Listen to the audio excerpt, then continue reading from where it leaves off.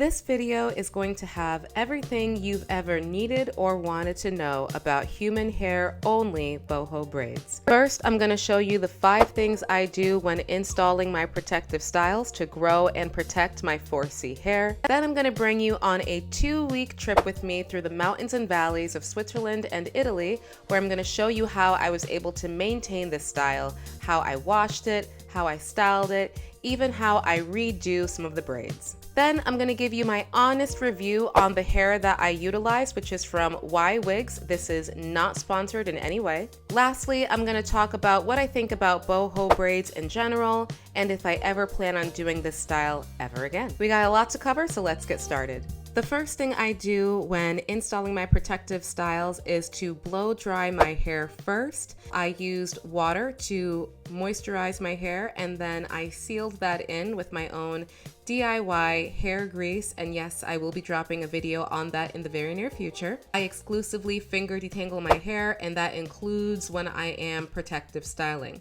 So I am just free parting my hair with my fingers, meaning I'm kind of just feeling where I should part. I do also have my camera up connected to my laptop, which is showing me a view of the back of my head.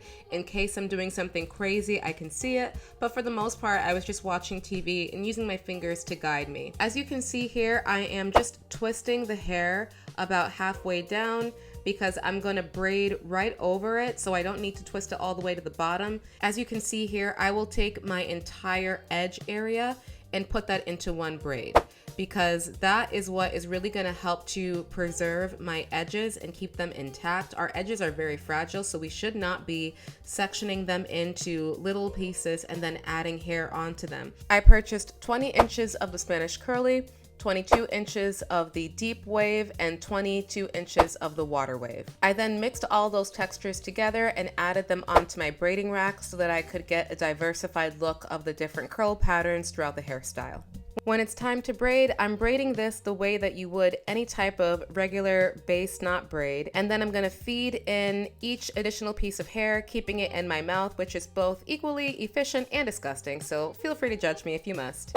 And I'm having about 4 to 5 pieces of added hair on each braid. When I get to the end, I'm just going to do a simple knot with a few thin strands of hair, and this is what the end product of each braid looks like. I'm going to then just continue that throughout the rest of my hair. This took me 2 days to complete. I pre-sectioned on Friday, and then I pulled an all-nighter on Saturday to get it done in time for a baptism I had the next morning, so I was exhausted and super happy to be done with this. Whenever I'm doing these protective styles, I focus on not trying to make the style look perfect or super neat. I actually kind of want it to be loose and raggedy. If I ever feel any tightness whatsoever, I'm taking that out immediately, because my philosophy is that the health and integrity of my hair always comes before how the protective style may look. One thing I really loved about this style while on vacation was how low maintenance it was. I really didn't have to do a lot to this hair on a day-to-day basis, especially since, again, I was really embracing that raggedy, rough type of look. I felt like boho was really good for that.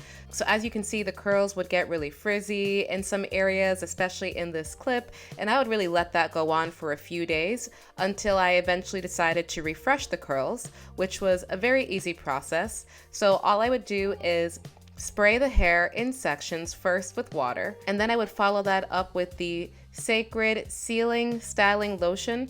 I didn't love this product on my natural 4C hair, but I'm always going to find a way to use up all products, and so I found that it did work a lot better on this looser hair extension when it came to not making it feel too stiff like if I were to use a mousse, but still adding in a good amount of hold and helping to redefine the curls and keeping them more intact for a period of time. Then I would simply allow this to air dry for a few hours. I didn't have to add in any diffusing heat or anything like that.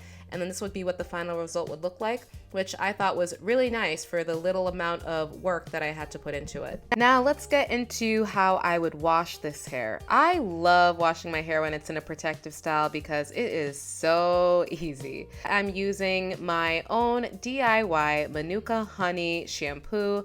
Look at that lather. I am really excited about it because the last few shampoos that I made, the foaming power wasn't really good. So I'm really proud of myself for figuring out how to get a really good lather from this product. And so I'm just washing the hair, focusing of course on my scalp, and then I'm gonna follow that up with my Manuka Honey Deep Conditioner, which is definitely very, very, very, very heavy oils, heavy butters. I would imagine that if someone had this hair type that I have with these boho braids, they might use a lighter hair product out of fear that, you know, something heavy could just weigh down their hair too much.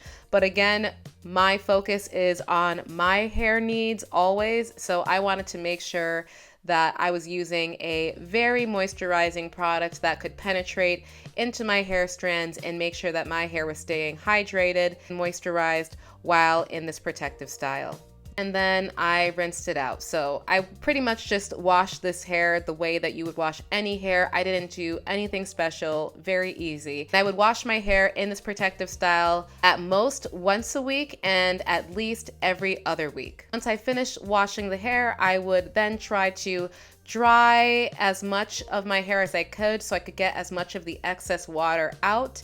And then once it was dried, I would then go and blow dry it. And what I found is I didn't really need to add product in right after showering because the curls would kind of bounce up a bit more. So I would leave adding in product for when I was doing my midweek styling, where I would again apply that water and the Sacred Moisture lotion that I showed you before. This would definitely result in a more wild, untamed look to the hair after it dried. But I really liked it because, again, I felt like it just fit the overall boho, carefree type of vibe that I was going for with this hairstyle. If you're enjoying this video, please don't forget to leave me a like and a comment down below, and don't forget to subscribe. I upload new videos every week on either Monday or Tuesday, and I plan to continue to show you guys what the remaining of my 6-month protective hairstyle challenge is going to look like. Anyways, back to the video. Now let's talk about how I would redo the braids. So typically when I have in a protective style, after about a month, I start redoing my braids on a weekly basis, and I can do anywhere from 1 to 5 braids per day, just depending on how much time I have. So while I was on this trip, I redid some braids. So as you can see here, I had a braid that had grown out in the front. And so I took out the gold thread that I had as my accessory first, and then I undid the braid, being careful to put aside the hair that I had fed into it and wanting to keep them, you know, as intact as I possibly could. You can see that line of demarcation where that white product buildup is. So I'm just being careful to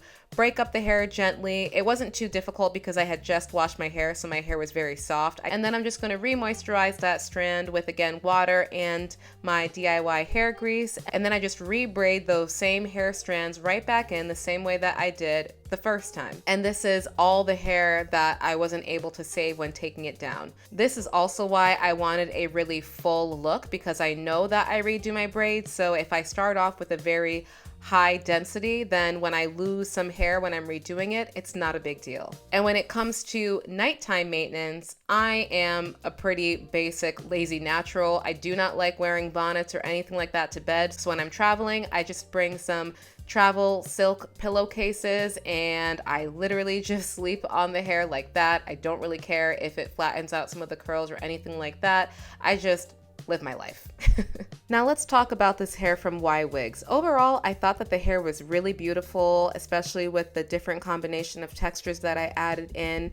The main issue that I had with this hair was the tangling. I would notice after a period of time, the hair almost seemed to like draw up on itself and form these like little dreadlocks because all the hair that I would feed in would just wrap around the hair strand. Now, it wasn't a big deal in regards to how the hair looked because I like that boho rough look. look, but it is a big deal when it comes to taking out the hairstyle. That can be really annoying. The other issue is that the hair had a very strong odor to it. It smelled very processed, which I expect, but I also expect that after a few washes that should be pretty much gone, and that never happened. And I washed this hair a lot over the 2 months that I had it installed. So those are my two biggest grievances, although I do want to say that those issues I think might have more to do with just boho hairstyling in general. Whenever you're feeding hair into a hairstyle, I think the tangling can be a bit much, and whenever you're using hair that